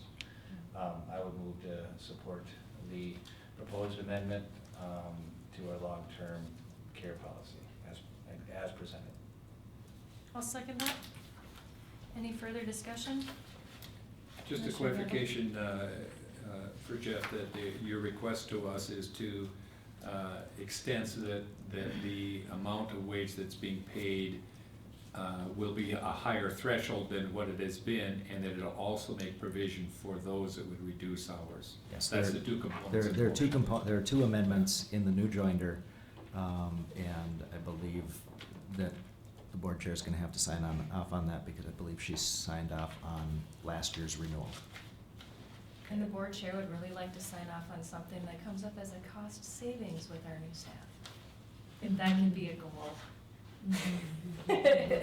Maybe all of us would be willing to say. All right, we have a motion and a second. Any further discussion? Any opposition? All in favor? Aye. Motion passes. Resolution. Thank you, Madam Chair. We brought this up at the last meeting. This is a resolution supporting amendment to statute 270C.19, increasing the county share of the state share of all taxes generated from activities on the reservation within the county. And to clarify, this does not change Grand Portage's share from collection on this. And this is another point where Fresh Eyes have changed this for us, because I believe we had a conversation at the last meeting that new reporting, we caught that the Grand Portage had not been submitting some paperwork, so our share is going to increase anyway. And then by following through with this resolution, our share of the state share is going to double. So I believe the number was If the legislators pass if the legislators pass it. So yeah, so we're signing on and saying that we'd like this too, if everybody else gets that treatment. And then Jeff, the conversation that I had with Grand Portage, and maybe it's not part of the resolution, and we probably wait until legislation passes this, is that I would like this board to authorize that a specific amount is set aside for Grand Portage, such as roads. Because the money we already have sits in a general fund out there, and so it's extra money we weren't expecting. So it's a conversation probably to have later, but if we do get the extra funding, I really want this board to allocate a certain portion to Grand Portage. We'll go into discussion as normal. I just wanted that to be part of it. Commissioner Moe? No, fully support. Ed's question, do you know if this is in the current tax bill? Do you know if it's? EMC forwarded it. AMC forwarded it. I believe that it is active. Yeah. I couldn't confirm specifically. Commissioner Bennett? Yeah, I think that certainly that the revenue source to designate it, which in many areas we find how frustrating it is when money that's generated someplace doesn't get applied, Mhm. Similarly, I think as to what it is, could be up to, response Yep. from Grand Portage as Yep. to if we're offering, in that regard, so. Thank you. Otherwise, certainly support it. Commissioner Storley? Thank you, Madam Chair. I would be ready to support. Commissioner Severson? Thank you, Madam Chair. So I will make a motion to support the amendment to Minnesota Statutes 270C19, increasing the county share of the state share of all taxes generated from activities on the reservation within the county. I'll second that. Okay, any further discussion? Commissioner Gamble? Just a comment which Jeff has already made, but the fact that this, it bears repeating for the public, this in no way impacts revenue contribution on the part of the tribe. It just simply changes the formula that the state uses in allocating those dollars. Yeah. So, And another note of record, Grand Portage was not intentionally not filing paperwork. They were not informed by the state of the new paperwork that they should have been filing. So they are totally legal in doing everything that they can to the best of their ability, so. All right, we have a motion and a second. Any opposition? All in favor? Aye. Aye. Thank you. Lake County, Thank you, Madam Chair. This was an item that was forwarded, and I believe all of the commissioners had a chance to see it. And if I'm mistaken, I had some email issues last week when my computer was in and out of operation. consciousness. Virus. Yeah, They get used to it. Lake County Sex Trafficking Task Force invited us and members of our organization, including law enforcement, health and human services, the attorney's office. Is there anyone that I'm missing? I don't think so, I don't think they included violence prevention center. Okay. Or no, they did, They did, and the public school. Yeah. So they are having an event on Tuesday, May 10th from 9:30 to 3:30 in Beaver Bay, Minnesota. And Chair Dukirk was concerned that we have representation there, that we talked to this body and determined, and I had a conversation with Sue Hilliard about this, and she said you could do it. We'd love to have any or all of you participate in this. And so they're basically, I think there are about three options for us. Is one, we could send somebody for the day. Two, she said if you could join us halfway through the day, that would be great too. Or three, we could potentially consider altering our meeting date on May 10th and hold our meeting on May 3rd. So I'm really just throwing that out there. I believe we're gonna have staff from our offices, some of our offices in attendance regardless. I haven't really talked to my staff about that yet. The reservation deadline is like May 4th, so we're having to make a decision about this before anybody else is having to make a decision about this. Of course, we'd want some Cook County staff represented there, and representation from the board would be awesome as well. It's an opportunity for collaboration. They are willing to come and speak to the board. It's just that we'll miss out on that opportunity to collaborate. So, Commissioner Moore? Madam Chair, Jeff, I'd really like to be able to go. Grand Portage is sending their staff, and I would like to be able to attend Can all we of get it a if possible. Can we get a show of hands who really wants to go, just to see if maybe we do need to reschedule? Go ahead. Okay, we've got three of us. Perfectly in favor of rescheduling. Okay. Commissioner Gamble?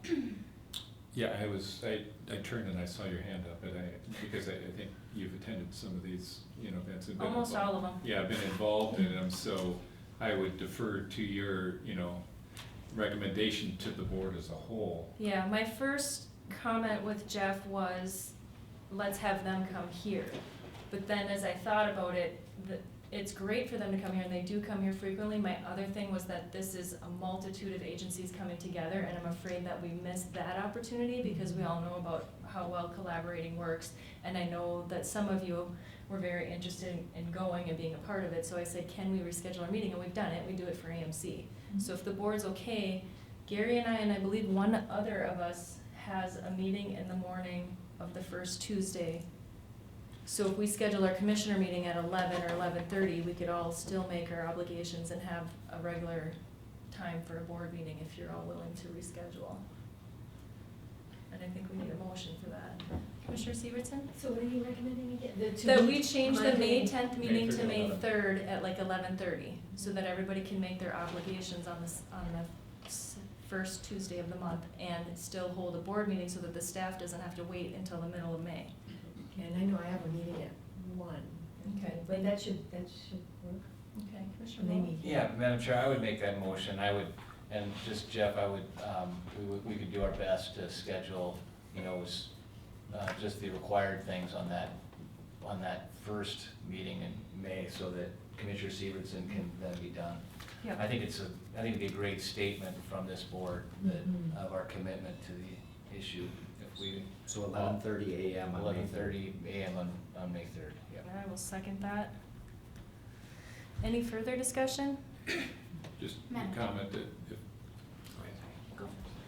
I was just gonna ask Jeff if he would just send a reminder out, just affirming that, Celebrating. if your computer's working. Thank you, yes, actually, I'll have Julie do it. All right, well, We'll post the required notices. yeah, Because of change of a meeting will require public notice, and we'll send. Public notice that a majority of us will be at this meeting. And, yeah. And Molly? Thank you, Madam Chair. I will be in jury trial most likely on May 3rd, so I won't be able to attend your board meeting. We will be there. Possibly I can send Ms. Munson, Assistant Okay. County Attorney. And on May 10th, that's a court day for us, so I can't be there. But I think it would be important to have somebody from, representing law enforcement from Cook County, so I can talk to Sheriff Eliason about that. He may already be planning on being attended. Yeah, because he's been a speaker when they've been here locally, so. Mhm. That being a court date, the commissioner's room is reserved from 8 to noon for court administration Um, on May 3rd. I was not aware that they're reserving this room, no. Can you check They on often that? hold it as a placeholder, Okay. so I could double check. Health and Human Services is at 1 o'clock, so we would have to Hustle. hustle. But at least it's right here, so she doesn't you have to can run trade anywhere. pieces, so to speak. I'll confirm. Okay, and we've used the ITV room before. We've used the courtroom, but I guess that'll be busy that day. We have Alright. options. We have We could go options. up to the community Yeah. center if we needed to. All right, any further discussion? We have a motion, a second, all in favor? Aye. Thank you very, very much. And you'll send everybody send your registration in if you're going, so they know. So we'll be sending these individually, that we won't send them, Julie will not be sending them for us. Unless you want to have it coordinate through what you're more comfortable with. I'd just say if we're gonna do it as a group, although I can't, I'd just have Julie register for us. Okay, Could Julie register? how many are going? Sure. Jan, just let her know when you know. Okay. For sure. Thanks, guys. Thanks, Jeff. Thank you. Okay, employee concerns, commissioner concerns. Let's start off with Molly. Thank you, Madam Chair. All right, so, Commissioner Dukert requested at the last meeting of the board that I address with the commissioners, kind of the legal implications of maintaining a social media account in which you are conducting county business or discussing county business in your capacity as a county official. And so, I'm prepared to address that today.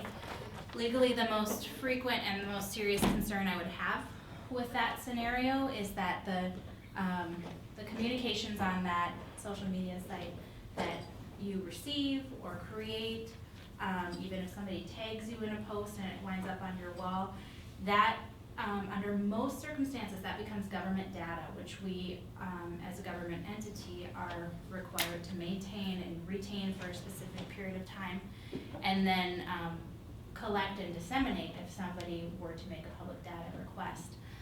It turns out that we actually have a real live example of this right now. I received so as county attorney, at least in this county, I'm the responsible authority for information requests under Chapter 13, which is the government data practices. And we received an email data request yesterday afternoon, which I provided a copy to all the commissioners and one to the secretary. So if it's all right with you, I prepared a presentation of information about the legal implications of social media. It also turns out applies to personal email accounts also, in which you're creating communications or receiving communications about in your official capacity. So I created this presentation, and then I'm kind of targeting it to this specific public data request so that we can all be aware of the legal implications or our legal obligations to respond to this data request. So I created a memo. This is confidential attorney communication, but when I present this information, I'm going to kind of follow the outline of this memo, but if you're more of a visual learner and you'd like to follow along, then you'll have that and you'll have it to refer to. So the subject matter of the information request we received yesterday is data regarding the resolution opposing copper mining, which was discussed at the April 12, 2016 board meeting, and specifically any correspondence between members of the Minnesota Legislature and Cook County Board members regarding this resolution, the Taconite Relief District, and the IRRRB. So what is Minnesota legislator? Is that the House and the Rep and the government? I mean, the governor? I think we're talking elected representatives and senators Okay. for the Minnesota Legislature. But that first category, the first bullet point in your email, data regarding the resolution opposing copper mining discussed, that's broad enough to include any communication from anyone that exists in your email inbox or your Facebook Messenger account, as long as it's government data. So what is government data? Government data is all data collected, created, received, maintained, or disseminated by any government entity, regardless of its physical form, storage media, or conditions of use. So that includes data that you individually, as county commissioners, county officials, receive or create or maintain. One exception is outside of the definition of government data is personal data. In order to call it personal data, it has to adhere to two pieces. It is data that an employee or official, one, did not create in your government capacity, and two, data the purpose of which is not related to operations of government. So first, you didn't create it in your capacity as a government official. Second, it's not related to government operations. And it must, both of those conditions must be satisfied to But fall into aren't that you in a section. government capacity 24 hours a day when you're elected? Yes, but if you're, You're talking about absolutely. Recipe for jam, it's, If you're passing along a recipe to your great aunt, then you're not working in your official capacity as a government. But what if my aunt asks about the resolution in response to my recipe? then you're, Then you cannot use the personal data exception. this Commissioner couple- Moe? Yeah, thank you. And the operations of government, do you mean the operations of county government, or do you mean the operations of any government? The operations of county government, but if you are sitting on a committee on behalf of Cook County, which is dealing with, operations of some other level of government, then certainly you're gonna be working in your capacity as a county Correct. official, so. But if I'm commenting on a national election matter or something like that, it's not. But for this one, they're just asking for If the. you're not in your capacity as a county official. So on my Facebook commissioner page, I have posted the outcome of the request for the resolution to be moved to action. So that would have to be turned over, correct? Because that is Yes, responding to that, okay. yes. So how do we turn that over? Do we give you passwords? start forward. I'm gonna address that. Okay. It's in the memo too. So, first of all, you can see in the emailed request that, they do kind of touch on different categories of data. For example, the agendas, the minutes, that kind of thing. The official audio and video recording, those items in response to this public information request, I will gather with the help of, our board secretary and MIS. Other things which are more in your control, like your social media accounts, your own text messages to your phones, whether you consider them your personal phones or phones for business. If you've created your own recordings, which sometimes people do, those still fall under government data, and we need you to fulfill your legal obligations and disclose those to MIS or to myself. So the form of the data that we're talking about, it includes written communications on paper, notes, minutes, letters, memos. It includes written communications, notes, minutes, letters, memos, which are purely in electronic form. They've never been printed. And it includes audio and video recordings, text messages, even if these aren't official recordings. So it also doesn't matter what location the data is in. And what I mean by that is it might not be on a county server because it's not on your county email, it's on your personal email. It's still government data that you have an obligation to disclose pursuant to a public information request. It may be in the cloud only. It's, it's on Facebook out there. It's never gone through a county server. It's never been printed. That's still government data that you're maintaining in your Facebook account or your Twitter account. So if you have a social media account, such as Facebook or Twitter, on which you have commented, shared information, or received communications about this proposed resolution, this is my request. Set all the related wall posts to public so that myself or MIS can view them and print them and provide them. This includes posts that other people have created, but you've been tagged in. So they've created a wall post and they've tagged your name to get your attention, thereby it goes on to your wall. That now is government data. If it has to do with this subject, we have to disclose it. And then one thing that we're not going to be able to see, me or MIS, to collect information is your personal messages, instant messages, through Facebook Messenger, through texting, Twitter, anything like that. Instagram. Yeah, and so I'm requesting that you print those and provide them to me if they have to do with this subject. If you have a personal email account, as I mentioned, the concerns are the same. That's government data that you have in your possession that, the staff of the county who have to respond to this request can't easily control or access. So I'm putting the obligation on you as commissioners to print and provide me all emails that were sent to you, received by you, or that you created and sent through that email account, which have to do with this subject. And that includes emails that were forwarded to you. So, Molly, to that point then, but on my county commissioner email, like, they already have that, so I don't need to They worry do. about that.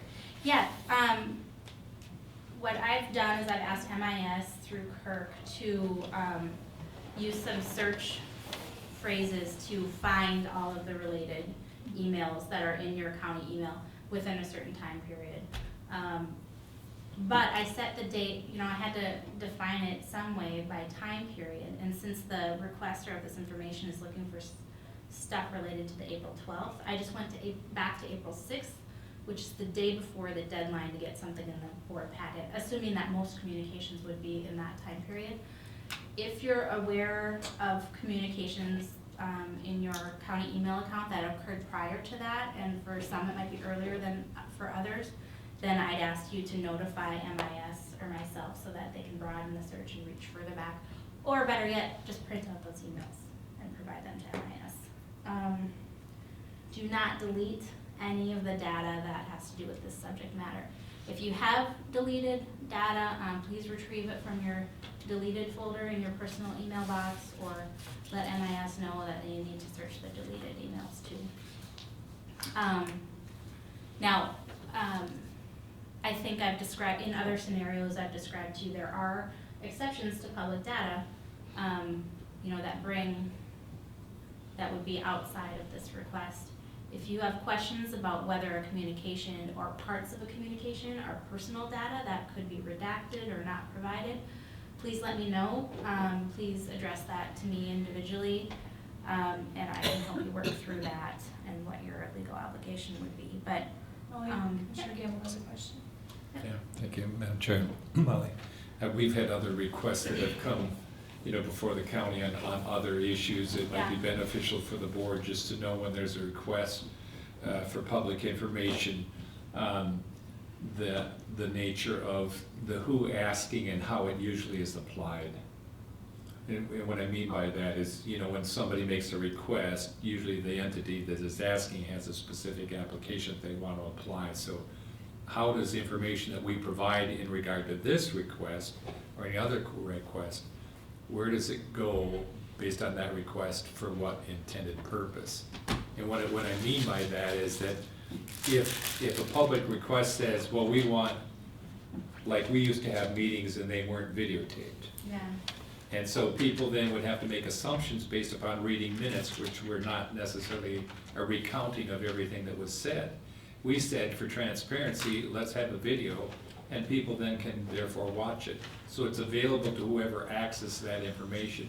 If a request for public data is simply to put something on like video so that it has more access to more people, that's different than somebody that's asking because they want to understand and find out whether there's integrity in process.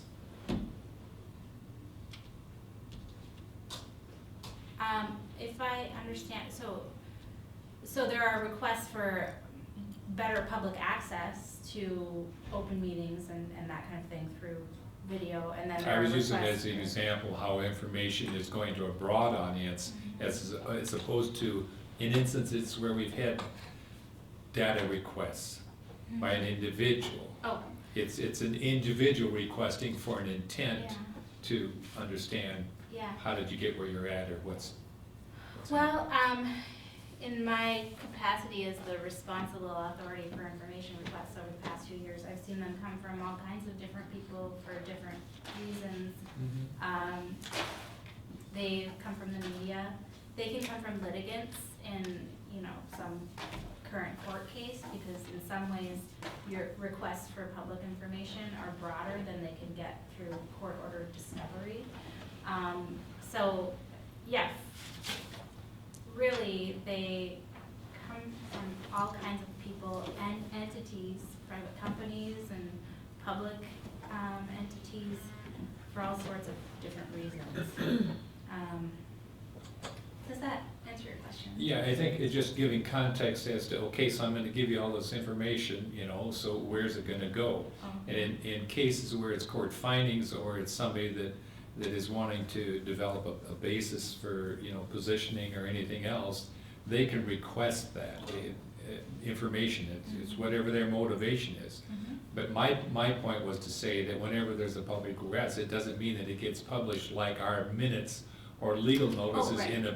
it doesn't go out there, it goes to a specific, based upon who the request is. That's right, Yeah. that's right. Of course, they can do with it what they want. Sure, but that's yeah, right. It goes back to the specific person who requested it. But in most That's our- instances, it's somebody that has an intent to understand, yeah. Mhm. If it's social media, everybody's already.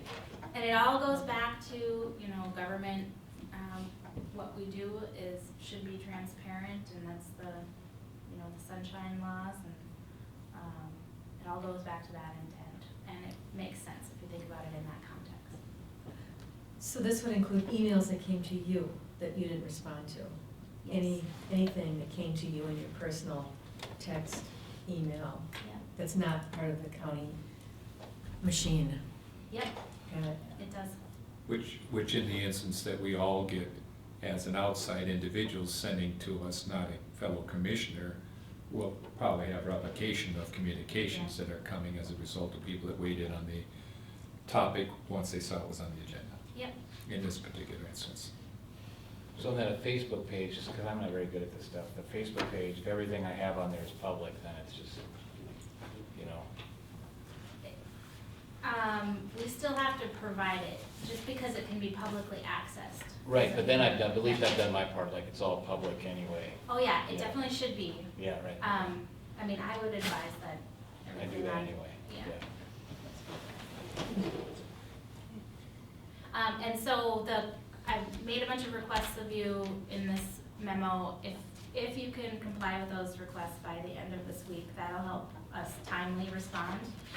If any of you individually have a problem with that deadline, because you have other things going on, let me know. We just have to respond in a reasonable, timely manner. I'm probably not gonna provide the minutes until they're approved by the board, you know, the minutes from the April 12th meeting, so the earliest I could respond is next Wednesday. Right. Thank you, Molly. All right. Mr. Gamble. Yeah, under Commissioner concerns, while Molly's still sitting here, do we have any general update on how the hockey season is gonna go? It's frustrating. We had a mediation that was planned and scheduled back in March 11th, I think was the date. I traveled down to Duluth for that, and our attorney Stephanie Ball was there, and representatives from all of the parties were there. But we didn't have one key person there, and that was the president and CEO of Kay Johnson. His attorney arrived, but he did not. Very frustrating and expensive. And the mediator said, we can't have this mediation in a meaningful manner without Mr. Johnson here. So it's rescheduled for, it's in May. Rescheduled in May. So I'd like to give you an update after the mediation. What I'll inform the mediator is that I don't have the authority to accept any settlement proposal without the authority of the board, and I have to bring it back to you. I am hoping that we can come up with some resolution. Thank you, Madam Chair. Molly, given the conversations that we've had on this, I think the board has established its position as to, fault and where fault lies. And, catch me if I'm not saying anything I should be saying, in an open format here, but I guess our position being what it is, that having the experience that you had March 11th or whatever, it would tend to more underscore our position to be resolute. So going into that meeting, if there's no benefit in having the board's position heading into a May meeting and just carrying what we've communicated previously into that meeting, that would be a question I have. I think you pretty much know where we have been when we've had discussions on this, so then we would just be awaiting a follow-up after that meeting if there's no need to meet to reestablish our position. Can I ask you a question, just regarding your memo? Yes. Is that part of the board packet or not? That's a confidential All right. attorney-client Good. privileged communication. The request for public data is public data itself, and I've provided it to all the commissioners, so it has been included in the board packet I provided a copy to. Madam Chair, I have a concern and then a comment about the emergency management meeting next week. Probably there'll be a few of us there, so if you just want to let the public know. 29th and 30th. The EMS conference, yep, we usually don't have a quorum of commissioners, so that's really enlightening that you feel that. I don't know. I'm going to be there, I know. Usually the I'm board. here, but I'm wearing an apron. Yeah, usually the board chair does the opening on Friday at noon and then again on Saturday morning. And I have contacted Jim Weenanen. I can do the opening on Friday. He said it's open to any electeds that would like to do the opening. And the other electeds included in the email have dropped it all on me at this point, it appears. So if there's anyone who is interested on Saturday morning, all you do is welcome everybody there and say hello. Commissioner Gamble? Yeah, thank you, Madam Chair. Maybe, if you're available on Friday and if Commissioner Story is going to be there and she wanted to do it on Saturday. No, I won't be there Saturday. Okay, all right. And it's also at 7:30 in the morning, I should let you know. Oh, yeah, right, yeah. Jerry, I know you're gonna be there already, but you have your hands full when you're there. Yeah, yeah, Yeah. that's fine, I just, I can find somebody or I'll just. I mean, I'll do it, I do it with egg on my face, that's all. Literally, Nothing new. yeah, yeah. I'm just trying to get to my niece's wedding reception Yeah, is no, all. I'd be happy to do it if you know, I don't have a problem doing it, I just Yeah. poke my head out anyway, when I make the dinner bell ring. Yeah. Okay. You have to take your disguise off though. And Madam Chair, my concern? Yep. I'll try to keep it brief. I want to direct it to Jeff. This morning, we have been going over job descriptions.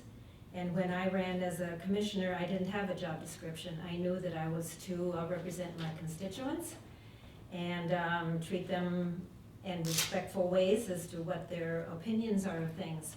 So Jeff, I'd like to direct it to you. Do commissioners have a job description? There's a flyer out in the hallway there that says Government 101 that gives us a general description of our. Madam Chair, Commissioner Starla, if I were to answer that, I would say that the work that we intend to do in a bylaws group is going to address that to the extent that it can. As elected officials, really we can't be really prescriptive, we can be descriptive. But this body is going to have to determine the rules and the roles for each of the members. And I would think that would be part of the question that we would answer as we're working through the bylaws process. And next week I Well- should have a recommendation of who will be on that committee. And, you know, I also speak to the fact that two of the commissioners will be going out this year, perhaps to decide if they're gonna run again, and maybe somebody will say, well, gee, I'd like to run, but I don't know what I would be doing. What's my job description on this? So, That's a little broader. We can certainly put some context to it. We really can. I mean, there are descriptions of it in statute, there are descriptions of it through Minnesota counties, there's, practically, there are descriptions of what a commissioner, what a commissioner's role is, and we can certainly assemble some of that data. thank you. Commissioner Campbell? Yeah, thank you, Madam Chair. I think when Commissioner Dukirk and I came onto the board and we attended the AMC 101, we sort of walked away and looked at each other. I think there's a sense it's like you have an appetite for something, but there wasn't a lot necessarily on the table. And I think we can take an initiative, to address the question that you have in the context of there is we'll call it an industry standard, and there are some basic things that are defined, as you say, under state statute and things. But then we as a county can define further how we choose to conduct business. And I think having that for anybody that's considering an office should understand what comes with it as far as opportunity as well as responsibility, so. Be good. Anyone who's considering running, you can call me, because when I was considering running, I was able to talk to the commissioners who sat in this position prior to me, and every one of them opened their calendar to show me the 20 to 60 hours a week that they spend on this job, and the committees and the requirements of those committees, and your position on those committees, the hours you put in. That's a thing that there's no document or bylaw that can define to people what it is you're getting into when you get into that. And I am all serious. I don't care if you're running in my district. I want you to know what you're doing when you get here, so. Any other Thanks for the questions? question. Any other meeting notes, meeting updates? Commissioner Moe? Thank you, Madam Chair. Arrowhead Transit met last week, the local Arrowhead Transit Advisory Committee. And I just want to remind people who are watching that there is a weekly trip down to Duluth from Arrowhead Transit. Every Tuesday, it leaves Grand Marais, pickups at 7:30, and will leave Grand Marais no later than 8, and we'll actually stop at the senior center. It's only $10 round trip, just quite a deal, and they will pick you up up to 5 miles from the senior center. So, and there's been some question about if once it is in Duluth, if it will only stop at the transit center, and no, they will take you to medical appointments. They will also go to the mall, and to Walmart, so, so there's, Pretty much it. yeah. What else would you need? And if you want, there is your dental store fix there on. So any medical appointments, pharmacy, glasses, any of those type of things, they'll give you door-to-door coverage, so. Thank you. Commissioner Severson, you have tomorrow covered? I mean, yeah, Severson. Yeah. I looked at store. Tomorrow, yes, I can be at the radio tomorrow, yes. Excellent. There's also correspondence. Any discussion on correspondence? Yes, I'm gonna talk to you about that. I just going over the EDA, but just found it interesting, I'll have a conversation. Okay. Would anyone like to adjourn? Commissioner Campbell? Yeah. You had that ready to go. 7 All right. minutes. Thank you. In 5 minutes.